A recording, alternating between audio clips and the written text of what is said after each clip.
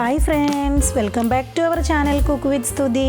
അപ്പോൾ നമുക്ക് വൃശ്ചിക മാസമല്ലേ, അപ്പം വെജിറ്റേറിയൻ കറികളൊക്കെ എല്ലാവരും ഇഷ്ടപ്പെടുന്ന ഒരു മാസമാണ്. അപ്പം മുരിങ്ങയില വെച്ചിട്ട് നല്ല അടിപൊളി ടേസ്റ്റി ആയിട്ടുള്ള ഒരു കറിയാണ് നമ്മൾ തയ്യാറാക്കുന്നത്. അപ്പോൾ എല്ലാവരും വീഡിയോ ഒന്ന് കാണുക. വീഡിയോ ഇഷ്ടമായിട്ടുണ്ടെങ്കിൽ ഒന്ന് ലൈക്ക് ചെയ്യുക, ഷെയർ ചെയ്യുക, കമൻറ്റ് ചെയ്യുക. അപ്പോൾ നമുക്ക് വേഗം തന്നെ റെസിപ്പിയിലേക്ക് പോകാം.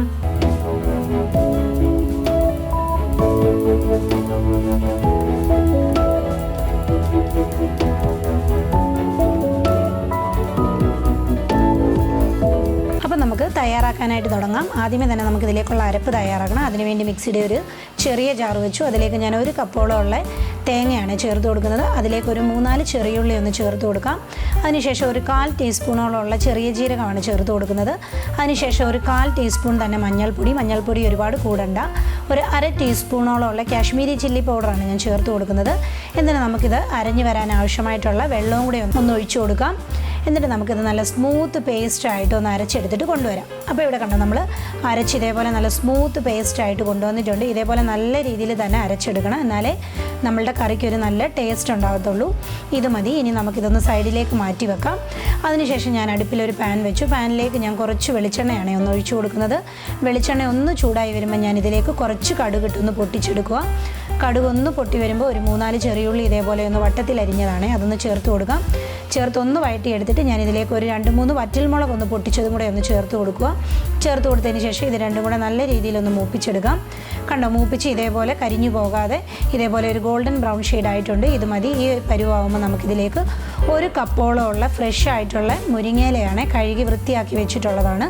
അത് ഞാൻ ഇതിലേക്കൊന്ന് ചേർത്ത് കൊടുക്കുക. ചേർത്ത് കൊടുത്തതിന് ശേഷം ഒന്ന് വഴറ്റിയെടുക്കാം. വഴറ്റി ഇതിൻ്റെ കളറൊന്നും മാറരുത്, എന്നാൽ നല്ല രീതിയിലൊന്ന് വഴണ്ട് വരണം ഈ ഇല, ആ രീതിയിലൊന്ന് മൂപ്പിച്ചെടുക്കാം. കണ്ടോ, ഇപ്പോൾ ഇവിടെ നല്ല രീതിയിലൊന്ന് വഴണ്ട് റെഡിയായി വന്നിട്ടുണ്ട്. ഇത് മതി. ഈ ടൈം ആകുമ്പോൾ ഞാൻ ഇതിലേക്ക് അരച്ചുകൊണ്ട് ഇരുന്ന ആ അരപ്പില്ലേ, അത് നമുക്കിതിലേക്കൊന്ന് ചേർത്ത് കൊടുക്കാം. ചേർത്ത് കൊടുത്തതിന് ശേഷം നല്ല രീതിയിൽ ഈ അരപ്പിൻ്റെ പച്ചമണം ഒന്ന് മാറ്റിയെടുക്കാം. ഇപ്പോൾ ഇവിടെ നമ്മളുടെ അരപ്പ് നല്ല രീതിയിലൊന്ന് വഴണ്ട് വന്നിട്ടുണ്ട്. ഇത് മതി. ഈ ടൈം ആകുമ്പോൾ നമുക്കിതിലേക്ക് ആവശ്യമായിട്ടുള്ള വെള്ളം ഒന്ന് ചേർത്ത് കൊടുക്കാം. അപ്പോൾ ചേർത്ത് കൊടുത്തതിന് ശേഷം ഒന്ന് മിക്സ് ചെയ്യുക. ആവശ്യമുണ്ടെങ്കിൽ വീണ്ടും കുറച്ചും കൂടെ വെള്ളം ഒന്ന് ഒഴിച്ചു കൊടുക്കുക.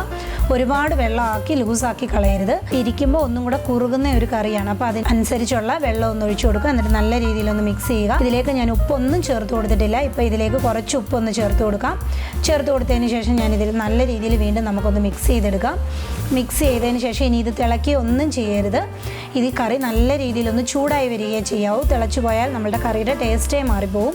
അപ്പോൾ നല്ല രീതിയിലൊന്ന് നമുക്ക് ഇളക്കി ഒന്ന് ചൂടാക്കിയെടുക്കാം. ഇപ്പോൾ ഇവിടെ നമ്മുടെ കറിയിൽ നിന്ന് നല്ല രീതിയിൽ പുകയൊക്കെ വരുന്നുണ്ട്. ഈ ഒരു പരുവാകുമ്പോൾ നമുക്ക് ഫ്ലെയിം അങ്ങ് ഓഫ് ചെയ്തതിന് ശേഷം നല്ല രീതിയിലൊന്ന് മിക്സ് ചെയ്തുകൊണ്ടേ ഇരിക്കണം. അപ്പോൾ നമ്മുടെ അടിപൊളി ടേസ്റ്റി ആയിട്ടുള്ള മുരിങ്ങയില കറി ഇവിടെ റെഡി ആയിട്ടുണ്ട്. കുഞ്ഞുങ്ങൾക്കൊക്കെ ചോറിൻ്റെ കൂടെ കൊടുത്താൽ അവർക്കൊക്കെ വളരെ അടിപൊളിയായിട്ട് ഇഷ്ടപ്പെടുകയും ചെയ്യും. നല്ല ഹെൽത്തി ആയിട്ടുള്ള ഒരു കറി കൂടിയാണ്. അപ്പോൾ എല്ലാവരും ഒന്ന് ട്രൈ ചെയ്ത് നോക്കുക.